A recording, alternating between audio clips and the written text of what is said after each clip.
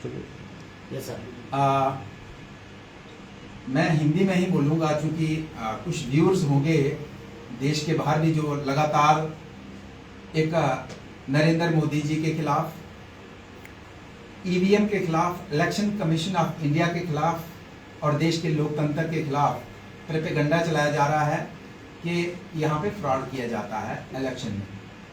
इसकी सबसे बड़ी एग्जांपल ये है कि भारतीय जनता पार्टी के विरोध में जम्मू कश्मीर के अंदर सबसे बड़ी पॉलिटिकल पार्टी नेशनल कॉन्फ्रेंस और जिसके मुख्यमंत्री उमर अब्दुल्ला, जिन्होंने इलेक्शन के तुरंत बाद ये कहा कि पहली बार जम्मू कश्मीर के अंदर निष्पक्ष चुनाव हुए हैं, जो कि भारतीय जनता पार्टी के विरोधी पक्ष के हैं। लेकिन फिर भी आज कुछ यात्राएं, कुछ ऐसी पॉलिटिकल पार्टीज यात्राएं निकाल के ये माहौल देश के अंदर पैदा कर रही है कि यहाँ पे मशीनों में फ्रॉड किया जाता है, वोट जिसको डालते हैं दूसरे को चला जाता है। और उसी की कड़ी में कल मेरे जो विरोधी पक्ष में जो कैंडिडेट थे, उन्होंने कल यहाँ पे रीवेरिफिकेशन का जो डेट था उसमें 3 मशीनों के लिए, 3 ईवीएम के लिए उन्होंने अप्लाई किया था और उसमें 3 ईवीएम थी।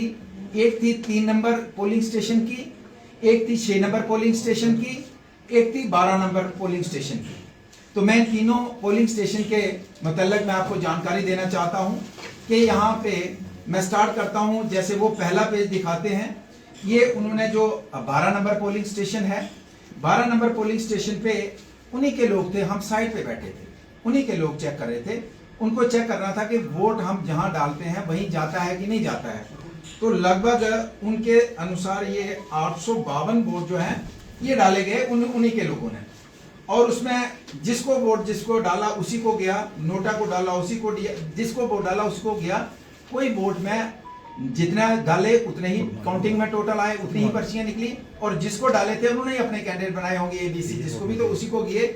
और उसके बाद जो दूसरे प्रतिद्वंदी कैंडिडेट थे उन्होंने, ये उनके सिग्नेचर आप देख सकते हैं, ये उनके सिग्नेचर है सेटिस्फेक्शन के, और मेरा भी था कि जो विनर कैंडिडेट है, और दूसरे कैंडिडेट के भी सिग्नेचर है कि हम सेटिस्फाई हैं, जो हमने इस वीवीपैट के माध्यम से जो वोट किए वो वीवीपैट के माध्यम से जितने डाले, जिसको डाले उतने ही आए और हम सेटिस्फाई हैं। ये आ गया 12 नंबर का स्टेशन, जिसके लिए वो कहते हैं कि गड़बड़ी हुई है। उसके बाद आता है आपका दूसरा स्टेशन, आता है आपका मादा भी का, जिसके लिए उन्होंने अप्लाई किया था 6 नंबर में। तो उसमें भी सेम, जितना वो वोट डालते हैं उन्हीं के लोग डालते हैं, जितने वोट ये 686 के करीब यहाँ लिखे हैं डाले, जिसको डाले उसी को गए। ए का बी को नहीं गया, बी का ए को नहीं गया, जितनी वीवीपैट बाहर आई काउंटिंग हुई उतनी थी, सेटिस्फाई हुए, सिग्नेचर हुए। और उसके बाद ये लिखते हैं, कल बोलते हैं कि वहां एक मशीन पे रिजेक्टेड लिखा था। अब आप देखिए कि जिस मशीन पे रिजेक्टेड लिखा था उनके कहने के अनुसार उसमें भी ये सेटिस्फाई होते हैं, भैया जितने वोट पड़े थे जिसको डाले थे पूरे थे। अगर इनके अनुसार रिजेक्टेड थी, अगर रिजेक्टेड में भी ओके है और इनके सामने सारी प्रक्रिया हो रही है, उसके बावजूद भी शोर। फिर इनका जो शिकायत, जो अक्सर ये बात लोगों को गुमराह, ये जो पेज दिखा के कर रहे हैं, इसमें चूंकि मैं यहाँ से 2 घंटे लेट था और मुझे नहीं पता था कि इस तरीके का हल्ला गुल्ला करेंगे और उन इंजीनियर्स को प्रेशराइज करके जबरदस्ती उनको कहेंगे कि लिखो इसमें, रेड टेप लगाओ इसमें। तो जब मैं पहुंचता हूं तो ये पहली 3 नंबर का जो उन्होंने कहा था, तो उसकी मशीन उन्होंने हटवा दी थी। फिर उसके नेक्स्ट कोई बुलाई, उसको नाम फंक्शनल करके फिर मैं पहुंचा तो ये चंपेड़ी वाली 2 नंबर की इसकी काउंटिंग स्टार्ट की, और उसमें भी ये पूरे तरीके से सेटिस्फाई होते हैं और उसमें जितने वोट पड़ते हैं और उतने करते हैं और उसमें अपना सिग्नेचर करते हैं कि तीनों जगह। और उसमें सेटिस्फाई हूं मैं, जो वोट पड़े जिसको हमने डाले थे उसी को पड़े, एक भी वोट का कोई अंतर नहीं है। जो अक्सर ये पूरे देश भर में माहौल बनाया जाता है कि हम वोट ए को डालते हैं, वोट बी को चला जाता है, वोट बी को डालते हैं, वोट सी को चला जाता है। तो ये इन्होंने एग्री किया, सिग्नेचर करके इन्होंने बताया कि मैं एग्री हूं, जिसको हमने वोट डाला, जितने डाले उतने ही वीवीपैट में काउंट हुए, और जिसको डाले उतने ही वोट जो है उसी को वोट किया है। फिर अब ये शोर डालते हैं कि 3 मशीन जो है इसमें क्लॉक एरर है। वो ऑलरेडी जो गाइडलाइन है इलेक्शन कमीशन ऑफ इंडिया की, अगर किसी मशीन में क्लॉक एरर आता है, वो एक माइनर है, 1 साल से बंद बड़ी मशीन है, आता है तो आप अपनी चॉइस से दूसरी मशीन मंगवा सकते हो। उन्होंने मंगाई और उसकी हुई काउंटिंग और उसमें सेटिस्फाई हुए।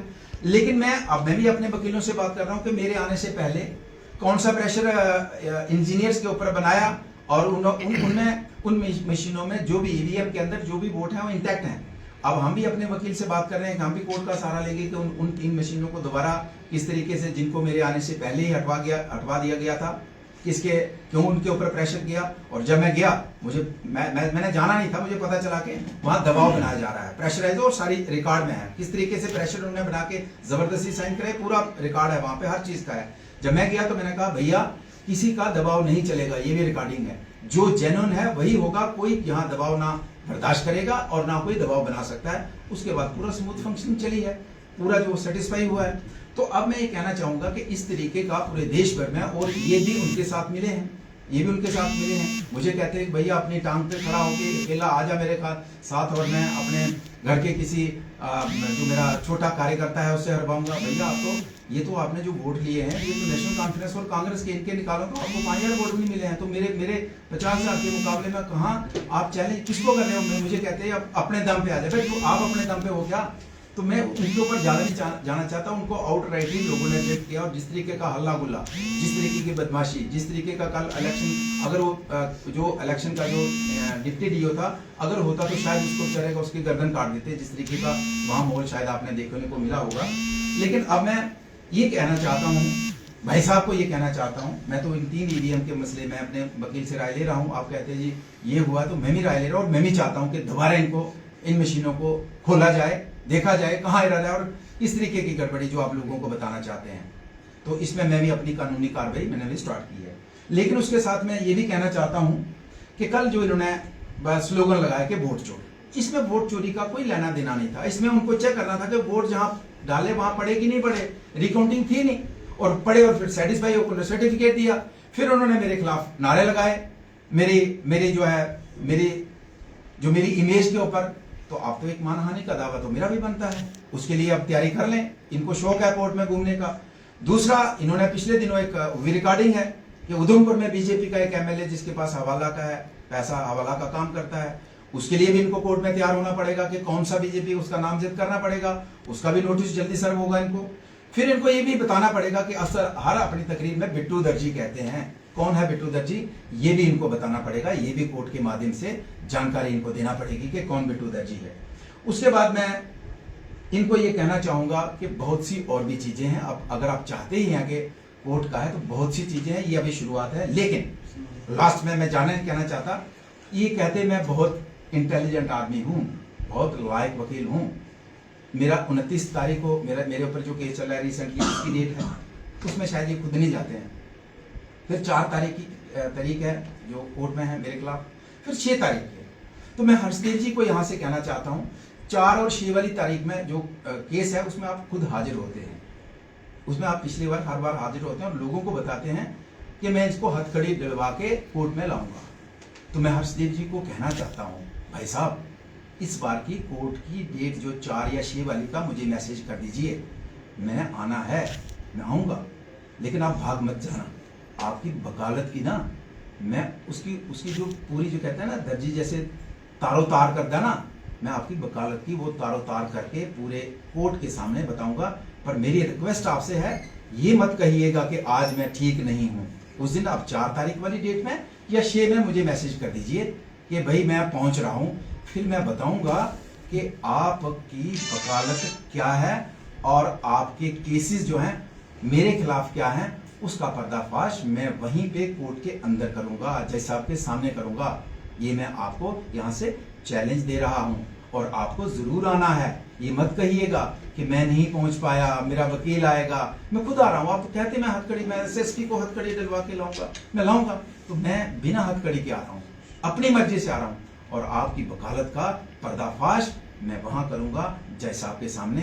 काइंडली उस दिन आप जरूर आइए, 4 तारीख वाली में या 6 वाली में, ये मैं आपसे रिक्वेस्ट भी करता हूं और आपको चैलेंज भी देता हूं।